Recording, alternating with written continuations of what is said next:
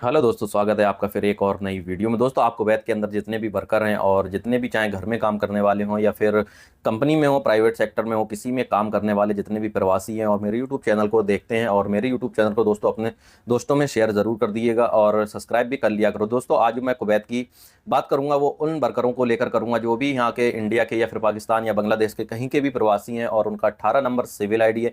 तो दोस्तों, आप जानते हैं कि कुवैत जो पासी हेडक्वार्टर है, हमेशा कुछ ना कुछ नया अपडेट अभी आता रहता है कि जैसे अभी जो चल रहा है प्रॉब्लम, वो एड्रेस को लेकर बहुत ज़्यादा प्रॉब्लम चल रही है। जो बिल्डिंगों का डेमोलेशन हुआ है और जो बिल्डिंगों को तोड़ दिया गया है, तो किसी के एड्रेस रद्द कर दिए गए हैं, तो किसी के एड्रेस को कैंसिल कर दिया गया है। ये अभी जो पासी हेडक्वार्टर की तरफ से अपडेट निकल कर आ रहा है, ये चौथी बार अपडेट निकल कर आ रहा है दोस्तों। जैसे कि एक बार में 222 या फिर एक बार में 307 और एक बार में 269 एड्रेस को डिलीट कर दिया था और लोगों ने, किसी ने रिन्यूअल करा लिया था और कुछ लोग रिन्यूअल कराने के लिए रह गए थे। तो ऐसे में क्या होता है, अगर कि आप एक महीना उस एड्रेस को अपडेट नहीं कराते हो तो आपके ऊपर 100 केडी का फाइन लगाया जाएगा, जो कि हालांकि प्रवासियों के लिए बहुत ज़्यादा महत्व रखते हैं। 100 केडी उनकी एक सैलरी के बराबर है दोस्तों। अगर आप महीने में 100 केडी कमाते हो तो 100 केडी आपका फाइन लग जाएगा, तो कोई फ़ायदा नहीं है।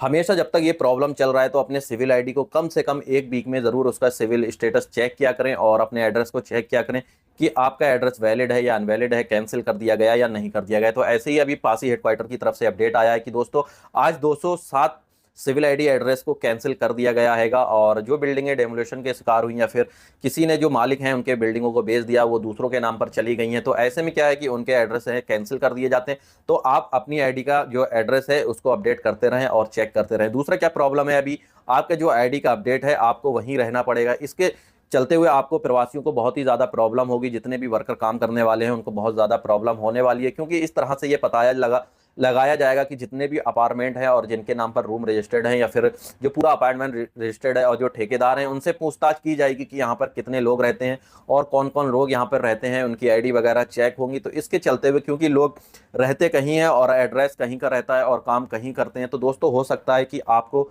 भारी प्रॉब्लम का सामना करना पड़ सकता है दोस्तों। दूसरी अगर हम बात करें तो कुवैत के अंदर एक नया प्रोजेक्ट लॉन्च होने वाला है जो कि होगा दुर्रा गैस फील्ड। दोस्तों, ये बहुत ही जल्द, यानी कि इस 24 के एंड में जाते जाते ये शुरू हो जाएगा और मैं इसकी ये फ़ोटो भी लगा देता हूँ दोस्तों। ये कितनी फैसिलिटीज़ के साथ बनाया जा रहा है दोस्तों। अगर आप भी इस चीज़ से खुश हैं तो एक कमेंट्स करके ज़रूर बताना। दूसरी खबर जो आ रही है, जानते हैं कि कुवैत के अंदर कैसे मंगफ में आग लगी थी और 50 लोगों की जान चली गई थी। ऐसे ही फरवानिया एरिया में एक बिल्डिंग में आग लगी थी और 2 लोगों की जान चली गई थी दोस्तों। ये परिवार जो आप देख रहे हैं, ये कल ही अपने, यानी कि कुवैत की छुट्टी गए हुए थे कुवैत से, और जब कुवैत वापसी आए हैं तो बिल्डिंग में एक आग लगने के कारण इन चारों लोगों की जलकर मौत हो गई है, जो कि बहुत ही दर्द भरी घटना है दोस्तों। हमेशा कुवैत के अंदर आगजनी में कोई ना कोई हमेशा मरता रहता है या फिर हॉस्पिटल में एडमिट रहता है। तो दोस्तों, ये 4 लोग हैं जो कि सफ़र से आए थे, कल ही आए थे और ये छुट्टियां काटकर कुवैत वापसी आए थे। तो बिल्डिंग में आग लगने के कारण इन 4 लोगों की डेथ हो गई है। ये पूरी एक ही फैमिली है, कोई भी इनमें से अलग नहीं है दोस्तों। अगर आपको भी मेरे यूट्यूब चैनल से दोस्तों प्यार और थोड़ा मोहब्बत है तो शेयर कर दीजिएगा और मैं आपके लिए ऐसे ही अपडेट लाता रहूँगा। और दोस्तों, मैं कहना चाहूँगा, अगर आपके पास कोई भी ऑनलाइन वीज़ा आया है और कोई एजेंट आपको बेवकूफ़ बनाने की कोशिश कर रहा है, तो मेरे इंस्टाग्राम पे मुझसे कॉन्टैक्ट करें और अपना वीज़े का पीडीएफ भेजें या फिर वीज़े का स्क्रीनशॉट लेकर भेजें, जिसमें आपका मोई नंबर, रेफरेंस नंबर और आपका पासपोर्ट नंबर रहेगा। ये 3 चीज़ें बहुत ज़रूरी हैं